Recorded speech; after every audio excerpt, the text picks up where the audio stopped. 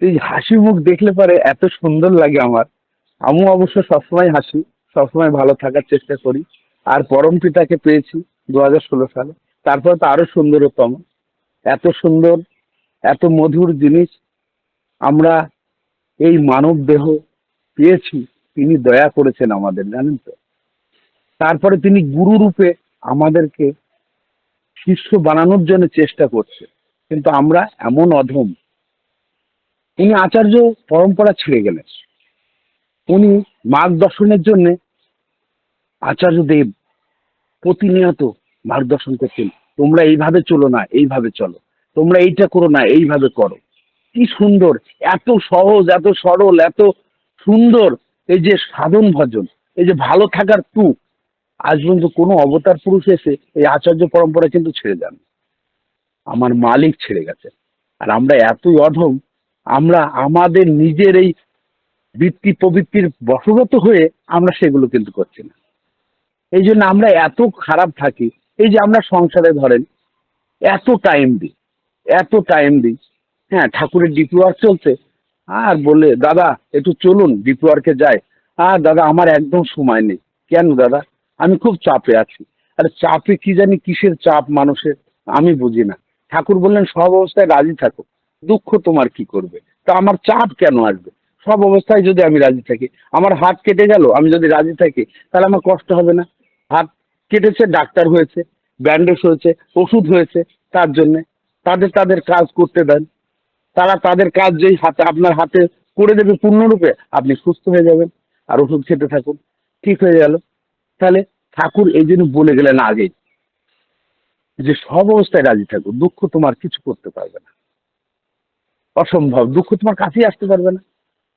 আমার মাজায় ব্যথা, আমি যদি মনটাকে মাজায় ব্যথা ব্যথায় ব্যথায় ব্যথায় রাখি, সবসময় ব্যথা ব্যথা করি, তাহলে কিন্তু আমার মাজা ব্যথার জীবনও সারবে না, আরো আমি বিছানাগত হয়ে যাব। তাই আচার্যদেব বলছেন, আমি যদি সবসময় ব্যথা, ইয়া রোগ রোগ, ইয়া আমার প্রবলেম প্রবলেম, সমস্যা সমস্যার কথা, ইয়া আমি উম, এই যে বিয়ে থাওয়া যে হচ্ছে, ডিভোর্স ডিভোর্স করি, তাহলে কিন্তু আমরা আমাদের ওইটাই হবে। উনি কিন্তু প্রতিনিয়ত এই কথাই বলছেন।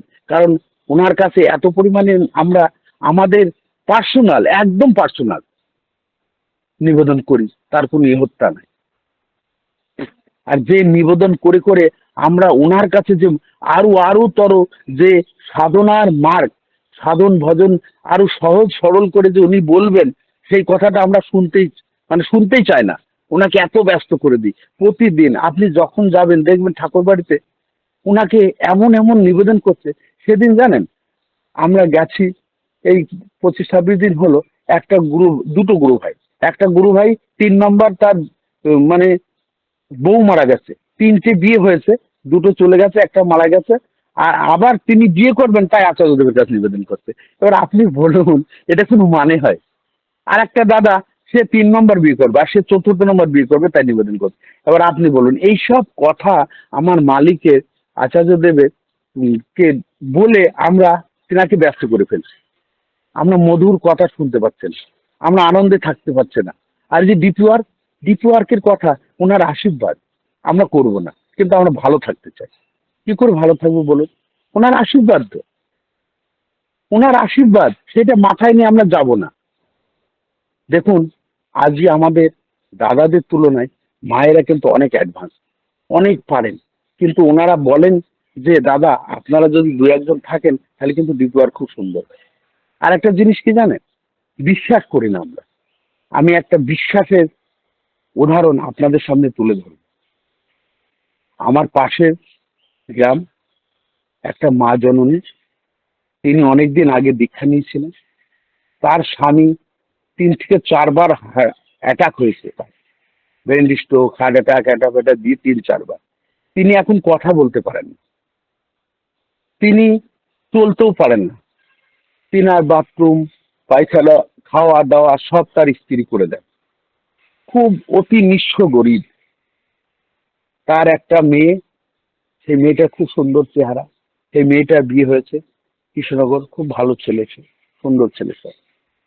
তো সেই মা জননী পরের বাড়িতে রান্না করেন, জানেন। যেই আমি গেছি আজকে প্রায় 7-8 মাস আগে, তারও হয়তো বেশি হলো, তিনার বাড়িতে যখন গেছি, তখন তিনি পরের বাড়িতে কাজ করেন, সেই কাজ সেরে বাড়িতে এসছে। বলছে, আরে দাদা আপনি এসছেন, আপনারা এসছেন, আমি কিন্তু চিনি না, তিনিও আমাকে চেনেন না। আপনারা এসছেন, আমি না অনেক দিন আগে দীক্ষা নিয়েছি, আমার না স্থবিতে আগে জমা দিতাম, কিন্তু কোনো অর্ঘ প্রস্তুতি পাইনি, কিন্তু আমি আর কেউ দিতে আসে না, জানেন তো কোথায় দেবো আমি ঠিক জানি না। আর আমার স্বামীর এই অবস্থা, আমি আমার প্রভু স্থবিতি করে যাই, আমার স্বামীর নামও করি, আমার নামও করি আমি। হ্যাঁ, আর করে স্থগিতি রাখা আছে দাদা। আপনি এসেছেন, খুব ভালো করেছেন। দেখুন, বিশ্বাস, এই বিশ্বাসটা কত দূর পৌঁছে গেছে। তিনার স্বামী অসুস্থ, তিনি কথা বলতে পারেন না, তিনি বাথরুম প্রস্রাব করতে পারেন না, তিনি খেতে পারেন না, শুয়ে থাকেন। সবকিছু দিয়ে সেই মা জননী করেন, পরের বাড়ি রান্না করেন, আর তিনি ইষ্টভীতি দিচ্ছেন পরম পিতার পবিত্র চরণে। বলুন এবার, বিশ্বাস কোথায় দেখেছেন আপনি? কোথায় লুকিয়ে আছে বিশ্বাস? আপনার বহু টাকা থাকতে পারে, আপনার অনেক টাকা স্থগিত আপনি করতে পারেন, কিন্তু এই বিশ্বাসটা হয়তো আপনার নেই, হয়তো আমার নেই। কিন্তু এই বিশ্বাস, ওই মা জননী এত সুন্দর, এত ভালোবাসা, ওখানে গেলে না প্রাণটা মনে হয় যে ঠাকুর বলছেন। এত, মানে কোথায় সাধনা লুকিয়ে আছে, কোথায় বিশ্বাস লুকিয়ে আছে, কোথায় ভালোবাসা লুকিয়ে আছে, জানেন? এমন এমন মানুষ। আর একটা ঘটনা শোনেন, সেই মাটা কোনোদিন বললো না যে আমার স্বামী এমন হয়েছে, আমি স্থগিত করবো না, ইয়া এ করবো না, তা করবো না, কোনো সময় বলেননি। কোনো নেগেটিভ আজ পর্যন্ত শুনলাম না আমি। আর একটা ঘটনা, একটা দাদা, তিনি কারেন্টের শর্ট খান বহুদিন আগে, তিনি বহু আগের দীক্ষিত, স্থগিতি করতো, মাঝে ছেড়ে দেয়, তারপর আবার স্থগিতি ধরেন, 5-6 মাস স্থগিতি দেন, দেওয়ার পর তারপর তার ব্যথা বেদনা যন্ত্রণা বেশি হয়, অনেক বেশি শুরু হয়ে যায়, বেশি হলে পারে তারপর সেই স্থগিতি ছেড়ে দেয়। কিন্তু আমি যাই, প্রতি মাসে যাই, তার করুণ আওয়াজ শুনে আমার প্রাণটা, মানে খুব কষ্ট হয়। তা আমি ঠাকুরের কাছে এসে বলি, ঠাকুর এই ব্যাপার। তো আমি যাই, ছাড়িনি, যাও, আমি আশা ত্যাগ করিনি, কিন্তু 3 বার, মানে 2 বার গেছি, 3বারের বার যখন গেলাম, তখন উনি মানে একদম পুরো হওয়া, মানে শুয়ে পড়েছে আর কি, উনি আর উঠতে পারছেন না ঠিক করে। তাই ওনাকে আমি জোর করে বললাম, আমি, শোনেন দাদা, এতদিন আপনি বহু টাকা পয়সা খরচ করেছেন, বলে হ্যাঁ করে, বহু ওষুধ পত্র খেয়েছেন, বলে হ্যাঁ খেয়েছি, আর আপনার রেজাল্ট কি? বলছে রেজাল্ট, আমি ওই ওষুধ খেলি, যে ওষুধটা নিয়ে আসি, 2 দিন ভালো থাকি, তারপর ওষুধ খাই কিন্তু আর ভালো থাকি না, খারাপ হতে যায়। আর শুনুন দাদা, আপনাকে বলবেন আপনি ওষুধ ছেড়ে দিন, কিন্তু বেশিরভাগ ওষুধ ছেড়ে দেওয়াই ভালো। আর আপনার যে ওষুধটা দিয়েছেন, আমার পরম পিতা দয়া করেছেন, ওই ওষুধটা আপনি গ্রহণ করুন, মানে নিষ্ঠাভাবে পালন করুন, ইষ্টভীতিটা করুন, আপনি শুয়ে শুয়ে নাম করুন, ইষ্টভীতি করুন, আর এই চোখের জল আপনি আমার কাছে ফেলবেন না। আমি কেউ নয়, আমি বুন্দ মাত্র একটা, আমার দ্বারাই আপনার কে পরম পিতার কাছে আমি আপনার জন্য প্রার্থনা করতে পারি, এইটুকু পারি। তাছাড়া আমার দ্বারাই আপনার কিছু হবে না। আপনি পরম পিতার চরণের চোখের নয়নের জল ফেলুন, ফেলুন, আর ইষ্টভীতিটা করুন, করুন, তারপরে দেখুন আপনার কি রেজাল্ট হয়। আমি জোর করে বলছি, আপনি ভালো থাকবেন, থাকবেন, থাকবেনই। তখন সেই দাদা এমন করে তার, আমি নাড়ি দিয়ে এলাম, তাই হৃৎপিণ্ডটা, তিনি না নড়ে গেলেন আমার মনে হয়। তারপর স্বামী স্ত্রী দুজন আবার সেই ইষ্টভীতি শুরু করলেন। ঠাকুর, বললাম আপনি পুরো রকম বসে ইষ্টভীতি করে সুইসের নাম করেন। সেই করতে করতে এবার যখন ইষ্টভীতি নিতে গেছি, জানেন সেই দাদাটা লাফ মেরে উঠে বলছে, দাদা এই দেখেন ইষ্টভীতি আমি রেখেছি, আপনারা আসবেন, এই 2 দিন হয়ে গেল আসেননি, আমি ইষ্টভীতি রেখেছি, আসুন দাদা। আপনার কেমন আছেন দাদা? বলছে আমি খুব ভালো আছি দাদা, খুব ভালো আছি। আর বলছে ওষুধ সব ছেড়ে দিয়েছি আপনার কথা শুনে। আমার কথা নয়, প্রভুর কথা শুনে। বলছে আমি একটা ওষুধ খাই, এই জ্বর ছোট বেরি বলে প্যারাসিটামল, আর আমি খুব ভালো আছি দাদা। হ্যাঁ, আমার দাদা আপনি পরম পিতার নাম আর ইষ্টভীতি করেন, আপনি আবার সামনে স্বাভাবিক অবস্থায় ফিরে আসবেন, তিনি জানেন। আপনার যদি, মানে এই পৃথিবী থেকে চলে যে গেলে ভালো হয় তিনি জানেন, যদি বেঁচে থেকে ভালো হয় তিনি জানেন। আপনি করতে থাকুন। তারপরে আমাকে জোর করে কলা খাওয়াবে, ইষ্টভীতি দিলাম, কলা খেতেই হবে দাদা, আপনি বারবার আসুন, আপনাকে আমি কিছু দিতে পারি না, চলে যান। জানেন এই যে ভালোবাসা, কোথায় পাবেন বলেন তো? কোন আত্মীয় দেবে আপনার? আত্মীয় বাড়ি গেলে পরে এখন বাই বাই টাটা হয়েছে, চা খেতে দিল, ঠিক আছে দাদা, কখন যাচ্ছেন, কথায় কথায় উঠে গেল। বুঝলেন, কেউ থাকতে জায়গা দেয় না। আর আমার গুরু ভাইরা এত সুন্দর, এত আনন্দ, এত মধু, আপনি করে যান, দেখুন পাবেন সবকিছু। আর আমি আর দীর্ঘায়িত করবো না, অনেক কিছু বলে ফেললাম, বুঝি না কিছু। আর একটা জিনিস জানেন, এই যে গতকাল একটা অ্যাক্সিডেন্ট হয়েছিল, আমাদের সমাজ দেখুন এমন সুন্দরভাবে তৈরি হয়েছে। বহু মানুষ সেখানে, যে অ্যাক্সিডেন্টটা হলো, অনেক মানুষ ছুটে চলে এলো, কিন্তু সেই ছেলেটা কেউ তুলছে না। আমি মোটর সাইকেলটা কোন রকমে তুলে রেখে এলাম, দিয়ে আমি বলছি, দাদা ধরুন ধরুন ধরুন। আর একটা মানুষ যখন সে বেহুশ হয়, অজ্ঞান হয়ে যায়, আর এত পরিমাণে চোট লেগেছে তার, সে বেহুশ হয়ে গেছে। অজ্ঞান হয়ে গেলে তখন তার সেও মানে ছেড়ে দেয় তো, শরীর ভারী হয়ে যায়, তার পা ধরবেন তো হাত নিচে পড়ে যাবে। তো এই জন্য দু তিনজন মানুষ লাগে তাকে তুলতে। তো অনেক মানুষ আছে, একটা টুকটুকিওয়ালাকে ডাকলাম, সে দাঁড়ালো। আমাদের দাদারা ধরুন ধরুন, কেউ ধরছে না। তখন আমার ফৌজি মেজাজ, ইনফেন্টারি যে চাকরি করতাম, ফাইটিং টুরসে কার্গিলে যুদ্ধ আমি ছিলাম, সেই মেজাজে যখন দিলাম ডোজ একটা গালি দিয়ে, তখন শালা চারজন, মানে একজন পাচ্ছিল না, চারজন ধরলো। এমন আওয়াজ দিয়েছি তাদের কান বন্ধ হয়ে গেছে। তারা ধরে বললাম, তো আপনাদের কারো যেতে হবে না, জেল মামলা মকদ্দমা যা হবে আমি দেখছি। কুকুরকে তুলে দিল, নিয়ে তাকে হসপিটাল গিয়ে ভর্তি করে, মানে বেডে দিয়ে দিলাম।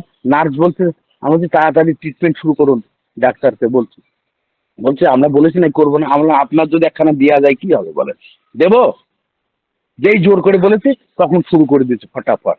মানে ঘৃণা করছে না, মানুষ না, আপনি মানুষ না, ওইভাবে পড়ে আছে। আপনি জানেন না সমাজের মানে পরিকাঠামো এত বাজে হয়ে গেছে। এই জন্যে গ্রাউন্ডে, এই যে সমাজের কাজ আমার প্রভু বলেছেন করতে, গ্রাউন্ডে যদি না করেন না, গ্রাউন্ডে যদি না যান না, তাহলে আপনি বুঝতে পারবেন না পরিস্থিতি কি। জানেন, ওই ঠাকুর বললেন না, যা ছুটে যায় ওদের বাঁচা, ওরাই যে তোর বাঁচা খুঁজে, পরশি তোর নিপাত যাবে। এই একটা বাণী আছে না, আমিও তো জানি না।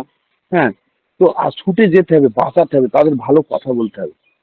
হ্যাঁ, তো দেখুন সেই ছেলেটা, তারপরে আবার আমি অফিসে যাওয়ার সময় থানায় ইনফর্ম করলাম, আবার অফিসে যাওয়ার সময় তার খোঁজ দিলাম, তার অ্যাড্রেস পাওয়া গেছে, তার ওখানেই বাড়ি। তার বাড়ির লোক তাকে তত্ত্বাবধানে তার বাড়ির গাইডে সে চলে যাচ্ছে, হয়তো ভালো হয়ে যাবে। পরম পিতার কাছে আমি আমার পূজনীয় সুশান্তদার কাছে নিবেদন করেছিলাম, অনেক মানুষ ছিল কালকে লিঙ্কে, তারা ঠাকুরের কাছে নিবেদন করেছে সেই ছেলেটা ভালো হয়ে যাবে। আমার বিশ্বাস, আমার আশা, ভরসা সব।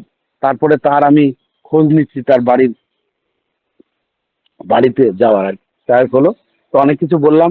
আর একটা জিনিস হলো জানেন তো দাদা, ভালোবাসা, এই পরিবেশ, এই মানুষকে উপকার করা, মানুষের সঙ্গে মিশা, ঠাকুর যে মানুষের মধ্যে বিরাজমান, ঠাকুর বলেছেন আমি সব কিছুর ভিতরে আছি, সব A to Z।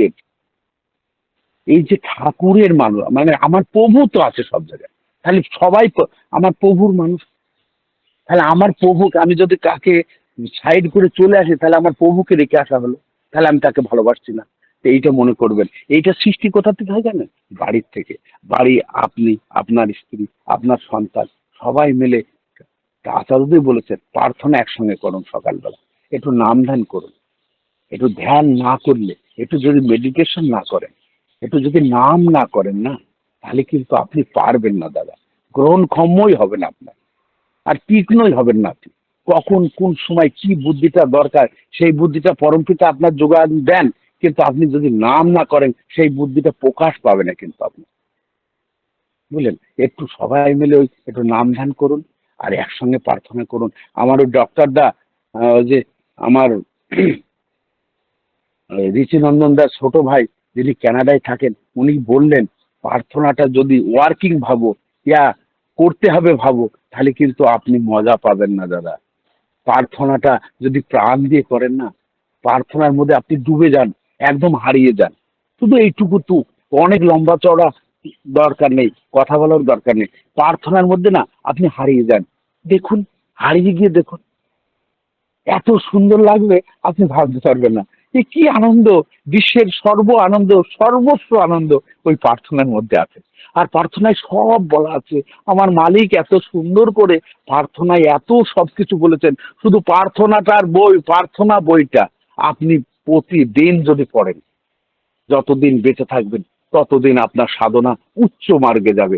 আমি বলছি, পড়ে দেখুন, আমার বুদ্ধি বলছে, আমি অতটা জানি না। আর ভুল ত্রুটি যদি হয় আমাকে ক্ষমা করবেন। এই লিঙ্কে যত মায়েরা আছেন, দাদারা আছেন, হ্যাঁ, ছোটরা আছে, সবার জন্য আমার পরম পিতার কাছে আমি প্রার্থনা করি সবাই ভালো থাকেন, সবাই ঠাকুরকে নিয়ে চলেন, সবাই ডিপি ওয়ার্ক করেন, সবাই আনন্দে থাকেন। বন্দে পুরুষোত্তম, জয় গুরু।